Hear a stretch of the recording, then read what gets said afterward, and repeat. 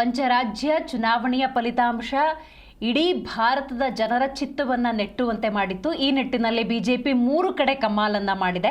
ಹೌದು, ಈ ನಿಟ್ಟಿನಲ್ಲಿ ನಾವು ನೋಡ್ತಾ ಹೋಗೋದಾದ್ರೆ ಪಶ್ಚಿಮ ಬಂಗಾಳ ವಿಶೇಷವಾಗಿ ಮೋದಿ ವರ್ಸಸ್ ದೀದಿ ಅನ್ನುವಂಥ ವಾತಾವರಣ ಇತ್ತು. ಅಲ್ಲೂ ಕೂಡ ಬಿಜೆಪಿ ಕಮಾಲನ್ನು ಮಾಡಿರುವಂಥದ್ದು, ಕಾರ್ಯಕರ್ತರಲ್ಲಿ ಹರ್ಷ ಅನ್ನೋದು ಹೆಚ್ಚಾಗಿದೆ. ಇನ್ನು ಅಸ್ಸಾಂನಲ್ಲೂ ಕೂಡ, ಪುದುಚೇರಿಯಲ್ಲೂ ಕೂಡ ಬಿಜೆಪಿ ಮುನ್ನಡೆಯನ್ನು ಕಾಯ್ದುಕೊಂಡಿದೆ. ಜೊತೆಗೆ ಗೆಲುವಿನ ಸನಿಹದಲ್ಲಿರೋದ್ರಿಂದಾಗಿ ಬಿಜೆಪಿ ಕಾರ್ಯಕರ್ತರು, ನಾಯಕರಲ್ಲಿ ಹರ್ಷ ಅನ್ನೋದು ಹೆಚ್ಚಾಗಿದೆ.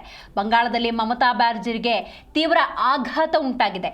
ಈ ಸಂದರ್ಭದಲ್ಲೂ ಕೂಡ ಈ ಸೋಲಿಗೆ ಎದೆಗುಂದಬೇಡಿ ಅನ್ನುವಂಥ ಸಂದೇಶವನ್ನ ಮಮತಾ ಬ್ಯಾನರ್ಜಿ ರವಾನೆ ಮಾಡಿದ್ದಾರೆ. ದೀದಿ ಎದುರು ಬಿಜೆಪಿಯ ಸುವೆಂದು ಅಧಿಕಾರವನ್ನ ಏರಲಿದ್ದಾರೆ. ಹೌದು, ಪಶ್ಚಿಮ ಬಂಗಾಳದಲ್ಲಿ ಬಿಜೆಪಿ 197 ಕ್ಷೇತ್ರಗಳಲ್ಲಿ ಮುನ್ನಡೆಯನ್ನ ಕಾಯ್ದುಕೊಂಡಿದೆ. ಅಸ್ಸಾಂನಲ್ಲಿ 101 ಕ್ಷೇತ್ರಗಳಲ್ಲಿ ಬಿಜೆಪಿ ಮುನ್ನಡೆಯನ್ನ ಕಾಯ್ದುಕೊಂಡಿರೋದು. ಪುದುಚೇರಿಯಲ್ಲಿ 20 ಕಡೆ ಮೈತ್ರಿಕೂಟ ಮುನ್ನಡೆಯನ್ನ ಕಾಯ್ದುಕೊಂಡಿದೆ. ಇನ್ನು ಕೇರಳದಲ್ಲಿ ಯುಡಿಎಫ್ 102 ಸ್ಥಾನಗಳಲ್ಲಿ ಮುನ್ನಡೆಯನ್ನ ಕಾಯ್ದುಕೊಂಡಿದೆ.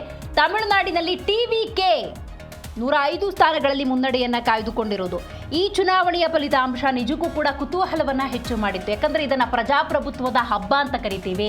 ಮತದಾರ ಪ್ರಭುಗಳು ಯಾವ ಪಕ್ಷವನ್ನ ತನ್ನ ಪಕ್ಷ, ಯಾವ ನಾಯಕನನ್ನ ತನ್ನ ನಾಯಕ ಅಂತ ನಿರ್ಣಯ ಮಾಡುವಂತಹ ದಿನ ಇದು. ಯಾಕಂದ್ರೆ ಚುನಾವಣೆಯ ಫಲಿತಾಂಶ ಒಂದು ಕ್ಷೇತ್ರದ ಅಭಿವೃದ್ಧಿ ದೃಷ್ಟಿಯಿಂದ ನಿರ್ಣಾಯಕ ಅಂತ ಹೇಳಿದ್ರೆ ತಪ್ಪಾಗೋದಿಲ್ಲ. ಅಸ್ಸಾಂ, ಕೇರಳ, ತಮಿಳುನಾಡು, ಪಶ್ಚಿಮ ಬಂಗಾಳ ಹಾಗೆಯೇ ಕೇಂದ್ರಾಡಳಿತ ಪ್ರದೇಶ ಆಗಿರುವಂತಹ ಪುದುಚೇರಿಯ ಫಲಿತಾಂಶ ಇವತ್ತು ಹೊರಗೆ ಬರ್ತಾ ಇದೆ. ಕ್ಷಣದ ಅಪ್ಡೇಟ್ಸ್ ಅನ್ನ ಜಿ ಕನ್ನಡ ನ್ಯೂಸ್ ನಿಮ್ಮ ಮುಂದೆ ಇಡ್ತಾ ಇದೆ. ಇನ್ನು ರಾಜ್ಯಕ್ಕೆ ಸಂಬಂಧಪಟ್ಟಂತೆ ನಾವು ನೋಡ್ತಾ ಹೋಗೋದಾದ್ರೆ ಉಪಚುನಾವಣೆಯ ಫಲಿತಾಂಶ ಈಗಾಗಲೇ ಬಂದಿದೆ. ಇನ್ನು ಪಂಚರಾಜ್ಯ ಅಂದಾಗ ಏಪ್ರಿಲ್ 9ಕ್ಕೆ ಅಸ್ಸಾಂ, ಕೇರಳ, ಪುದುಚೇರಿಯಲ್ಲಿ ಚುನಾವಣೆ ನಡೆದಿತ್ತು. 23ಕ್ಕೆ ತಮಿಳುನಾಡಿನಲ್ಲಿ ಚುನಾವಣೆ ನಡೆದಿತ್ತು. ಅದೇ 23ಕ್ಕೆ ವೆಸ್ಟ್ ಬೆಂಗಾಲ್ನಲ್ಲಿ, ಹಾಗೆಯೇ ಏಪ್ರಿಲ್ 29ಕ್ಕೆ ಪಶ್ಚಿಮ ಬಂಗಾಳದಲ್ಲಿ ಚುನಾವಣೆ ನಡೆದಿತ್ತು. ಏನಾಗಬಹುದು ಅನ್ನುವಂಥ ಕುತೂಹಲ ಖಂಡಿತವಾಗ್ಲೂ ಇದ್ದೇ ಇತ್ತು. ಮೊದಲನೇದಾಗಿ ನಾವು ಪಶ್ಚಿಮ ಬಂಗಾಳವನ್ನು ನೋಡ್ತಾ ಹೋಗೋಣ. ಪಶ್ಚಿಮ ಬಂಗಾಳ ನಿಜಕ್ಕೂ ಕೂಡ ಬಹಳ ದೊಡ್ಡ ಹಣಾಹಣಿ ಅಂತಲೇ ಹೇಳ್ಬೋದು. ಯಾಕಂತ ಹೇಳಿದ್ರೆ ಭಾರತದಾದ್ಯಂತ ಇರುವಂಥ ಬಿಜೆಪಿ ನಾಯಕರು ಈ ಚುನಾವಣೆಯನ್ನು ಗೆಲ್ಲಲೇಬೇಕು ಅಂತ ಹೇಳಿ ಶತಾಯಗತಾಯ ಪಣತೊಟ್ಟ ಹಾಗೆ ಕಾಣ್ತಾ ಇತ್ತು. ಯಾಕಂತ ಹೇಳಿದ್ರೆ ಮೋದಿ ವರ್ಸಸ್ ದೀದಿ ಅನ್ನುವಂಥ ನಿಟ್ಟಿನಲ್ಲಿ ವಿಶೇಷವಾಗಿ ಬಿಜೆಪಿಯ ಚಾಣಕ್ಯ ಅಂತ ಕರೆಸ್ಕೊಳ್ಳುವಂಥ ಅಮಿತ್ ಶಾ ಈ ಪಶ್ಚಿಮ ಬಂಗಾಳವನ್ನು ತನ್ನ ತಿಕ್ಕೆಗೆ ಪಡೆದುಕೊಳ್ಬೇಕು ಅನ್ನುವಂತಹ ಲೆಕ್ಕಾಚಾರಗಳನ್ನು ಹಾಕಿದ್ರು. ಬಹುತೇಕ ಆ ಒಂದು ಪ್ರಯತ್ನ ಇಲ್ಲಿ ಸಫಲವಾಗ್ತಾ ಇದೆ ಅಂತಲೇ ಹೇಳ್ಬೋದು. ಒಟ್ಟು ಇಲ್ಲಿ 294 ಕ್ಷೇತ್ರಗಳಿದ್ದಾವೆ. ಇದಕ್ಕೆ ಸಂಬಂಧಪಟ್ಟಂತೆ ಮಮತಾ ಬ್ಯಾನರ್ಜಿ ಹಾಗೂ ಬಿಜೆಪಿ ಅಥವಾ NDA ಅಂತ ಏನು ಕರಿತೀವಿ, ಮೈತ್ರಿಕೂಟ ಶತಾಯಗತಾಯ ಪ್ರಯತ್ನವನ್ನು ಪಟ್ಟಿದೆ. ಆ ನಿಟ್ಟಿನಲ್ಲಿ ಬಿಜೆಪಿ ಒಂದು ಹಂತದ ಗೆಲುವನ್ನು ಪಡೆದುಕೊಂಡಿದೆ ಇಲ್ಲಿ ಅಂತ ಹೇಳಿದ್ರೆ ತಪ್ಪಾಗೋದಿಲ್ಲ. ಇನ್ನೂ ಕೂಡ ಬಿಜೆಪಿ 195 ಕ್ಷೇತ್ರಗಳಲ್ಲಿ ಮುನ್ನಡೆಯನ್ನು ಕಾಯ್ದುಕೊಂಡಿದೆ. ಆದರೆ ಗೆಲುವಿನ ಸನಿಹದಲ್ಲಿದೆ.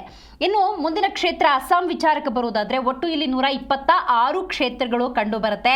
101 ಕ್ಷೇತ್ರಗಳಲ್ಲಿ ಬಿಜೆಪಿ ಮುನ್ನಡೆಯನ್ನು ಕಾಯ್ದುಕೊಂಡಿರೋದನ್ನು ನೀವು ಗಮನಿಸ್ತಿದ್ದೀರಿ. ಬಹಳ ಸರಳವಾಗಿ ಬಿಜೆಪಿ ಗೆಲುವಿನ ಸನಿಹದಲ್ಲಿದೆ ಅಂತ ಹೇಳಿದ್ರೆ ತಪ್ಪಾಗುವುದಿಲ್ಲ. ಇನ್ನು ಪುದುಚೇರಿಯ ವಿಚಾರಕ್ಕೆ ಬರೋದಾದರೆ ಒಟ್ಟು ಇಲ್ಲಿ 30 ಕ್ಷೇತ್ರಗಳಿದ್ದಾವೆ. ಈಗಾಗಲೇ ಪುದುಚೇರಿಯಲ್ಲಿ 20 ಕಡೆ ಮೈತ್ರಿಕೂಟ ಮುನ್ನಡೆಯನ್ನು ಕಾಯ್ದುಕೊಂಡಿದೆ. ಸೊ ಇದು ಕೂಡ ಬಿಜೆಪಿಯ ಪಾಲಿಗೆ ಬಹಳ ದೊಡ್ಡ ಯಶಸ್ಸು ಅಂತ ಹೇಳಿದ್ರೆ ತಪ್ಪಾಗೋದಿಲ್ಲ. ಆದರೆ ಕೇರಳದಲ್ಲಿ ನೀವು ಗಮನಿಸ್ತಾ ಇದ್ದೀರಿ, ಎಕ್ಸ್ಪೆಕ್ಟೆಡ್ UDF ಇಲ್ಲಿ 102 ಸ್ಥಾನಗಳಲ್ಲಿ ಮುನ್ನಡೆಯನ್ನು ಪಡೆದುಕೊಂಡಿರುವಂಥದ್ದು. ಒಟ್ಟು ಇಲ್ಲಿ ಕೇರಳದಲ್ಲಿ 140 ಸ್ಥಾನಗಳಿದ್ದಾವೆ. ಸೊ UDF 102 ಸ್ಥಾನಗಳಲ್ಲಿ ಇಲ್ಲಿ ಮುನ್ನಡೆಯನ್ನು ಕಾಯ್ದುಕೊಂಡಿರೋದ್ರಿಂದಾಗಿ ಆ ಭಾಗದ ಜನ UDFಗೆ ಬಹುಪರಾಕ್ ಅಂತ ಹೇಳಿದ್ದಾರೆ. LDF ಇಲ್ಲಿ ಯಾವುದೇ ರೀತಿಯ ಗೆಲುವನ್ನು ಪಡೆದುಕೊಳ್ಳಲ್ಲ ಅನ್ನೋದು ಕೂಡ ನಿಚ್ಚಳ. ಇನ್ನು ತಮಿಳುನಾಡಿನ ವಿಚಾರಕ್ಕೆ ಬರ್ಬೋದು. ತಮಿಳುನಾಡು ನಿಜಕ್ಕೂ ಕೂಡ ಊಹೆ ಕೂಡ ಮಾಡಿರ್ಲಿಕ್ಕೆ ಸಾಧ್ಯ ಇಲ್ಲ. ಸ್ವತಃ ವಿಜಯ್ ದಳಪತಿ ವಿಶ್ವಾಸದಲ್ಲಿದ್ದರೂ ಇರಬಹುದು, ಆದರೆ ಅವರ ಮೊದಲ ಪ್ರಯತ್ನ ಈ ಮಟ್ಟಿಗೆ ಯಶಸ್ಸನ್ನು ಕೊಡುತ್ತೆ ಅನ್ನೋದು ನಿಜಕ್ಕೂ ಕೂಡ ಆಶ್ಚರ್ಯದ ಸಂಗತಿ. ಈ ನಿಟ್ಟಿನಲ್ಲಿ ನಾವು ನೋಡ್ತಾ ಹೋಗೋದಾದರೆ ಇಲ್ಲಿ 118 ಮ್ಯಾಜಿಕ್ ನಂಬರ್ 105 ಸ್ಥಾನಗಳಲ್ಲಿ 105 ಕ್ಷೇತ್ರಗಳಲ್ಲಿ TVK ಮುನ್ನಡೆಯನ್ನು ಕಾಯ್ದುಕೊಂಡಿದೆ. ಇವರ ಹಿಂದೆ ಯಾರಿದ್ದಾರೆ ಅಂತ ನಾವು ನೋಡ್ತಾ ಹೋಗೋದಾದರೆ ಅದೇ ಚುನಾವಣಾ ಚಾಣಕ್ಯ ಅಂತ ಕರೆಸ್ಕೊಳ್ಳುವಂತಹ ಪ್ರಶಾಂತ್ ಕಿಶೋರ್. ಸೊ ಈ ನಿಟ್ಟಿನಲ್ಲಿ ಸಾಮಾಜಿಕ ಮಾಧ್ಯಮಗಳಲ್ಲಿ 2021ರಲ್ಲಿ ಆಡಿದಂಥ ಕೆಲವೊಂದು ಮಾತುಗಳು ಈಗ ವೈರಲ್ ಆಗ್ತಾ ಇದ್ದಾವೆ. ಕಳೆದ ವರ್ಷ ಕೂಡ ಇದಕ್ಕೆ ಸಂಬಂಧಪಟ್ಟಂತೆ ಪ್ರಶಾಂತ್ ಕಿಶೋರ್ ಮಾತಾಡಿದಂಥ ಮಾತುಗಳೆಲ್ಲ ವೈರಲ್ ಆಗ್ತಾ ಇದೆ. ಒಂದು ಪಕ್ಷ ಈಗ ವಿಜಯ್ ದಳಪತಿ ಸ್ವತಂತ್ರವಾಗಿ ಅಷ್ಟು ಕ್ಷೇತ್ರಗಳಲ್ಲಿ ಅಭ್ಯರ್ಥಿಗಳನ್ನು ಹಾಕಿ ಚುನಾವಣೆಗೆ ಏನಾದರೂ ಕಂಟೆಸ್ಟ್ ಮಾಡಿದ್ರೆ ಗೆಲುವು ನಿಶ್ಚಿತ ಅನ್ನುವಂಥ ಸ್ಪಷ್ಟ ಸಂದೇಶವನ್ನು ಮಾಡಿದರು. ಆ ಒಂದು ವಿಚಾರಕ್ಕೆ ಸಂಬಂಧಪಟ್ಟಂತೆ ನಾವು ನೋಡ್ತಾ ಹೋಗೋದಾದರೆ ಗೆಲುವಿನ ಸನಿಹದಲ್ಲಿ TVK ಇರುವಂಥದ್ದು. ಬಟ್ ಫಸ್ಟ್ ಅಟೆಂಪ್ಟಲ್ಲಿ ಈ ರೀತಿಯ ಗೆಲುವು ಅಂತ ಹೇಳಿದ್ರೆ ನಿಜಕ್ಕೂ ಕೂಡ ಆಶ್ಚರ್ಯ. ಆ ಭಾಗದ ಜನ ವಿಜಯ್ ದಳಪತಿಯನ್ನು ಒಪ್ಪಿಕೊಂಡಿದ್ದಾರೆ ಅನ್ನೋದು ಈ ಮೂಲಕ ಗೊತ್ತಾಗುತ್ತೆ. ಆದರೆ ಅಂತಿಮವಾಗಿ ಸೋಲು ಗೆಲುವು ಅನ್ನೋದು ಈ ಚುನಾವಣೆಯಲ್ಲಿ ಇದ್ದದ್ದೇ. ಆದರೆ ಗೆದ್ದವರ ಜವಾಬ್ದಾರಿ ಅನ್ನೋದು ಹೆಚ್ಚಾಗಿದೆ. ಗೆಲ್ಲಲೇಬೇಕು ಅನ್ನುವಂಥ ನಿಟ್ಟಿನಲ್ಲಿ ನೀವು ಭರಪೂರ ಭರವಸೆಗಳನ್ನು ಕೊಟ್ಟಿದ್ದೀರಿ. ನೀವು ಭ್ರಷ್ಟಾಚಾರವನ್ನು ಮುಕ್ತ ಮಾಡಿದ್ರೆ, ಭ್ರಷ್ಟಾಚಾರದಿಂದ ನಿಮ್ಮ ರಾಜ್ಯವನ್ನು ಮುಕ್ತಗೊಳಿಸಿದರೆ ಮಾತ್ರ ನೀವು ಅಂದುಕೊಂಡಿರುವಂಥ ಭರಪೂರ ಯೋಜನೆಗಳನ್ನು ಸಮಾಜದ ಕಟ್ಟಕಡೆಯ ವ್ಯಕ್ತಿಗೆ ತಲುಪಿಸೋದಕ್ಕೆ ಸಾಧ್ಯ ಆಗುತ್ತೆ. ನೀವು ಭ್ರಷ್ಟಾಚಾರದ ಕೂಪದಲ್ಲಿ ಮುಳುಗಿ ಹೋದರೆ ಸೊಕ್ಕಾಳ್ ನಾಯಕರು ನೀವು ಕೊಟ್ಟಿರುವಂಥ ಭರವಸೆಗಳನ್ನು ಈಡೇರಿಸುವುದು ಅಷ್ಟು ಸುಲಭದ ಮಾತಲ್ಲ. ಯಾಕಂದರೆ ಭಾರತದಾದ್ಯಂತ ನೀವು ನೋಡ್ತಾ ಇದ್ದೀರಿ ಭ್ರಷ್ಟಾಚಾರ ಅನ್ನೋದು ತಳಮಟ್ಟದಿಂದ ಬೇರೂರ್ಬಿಟ್ಟಿದೆ.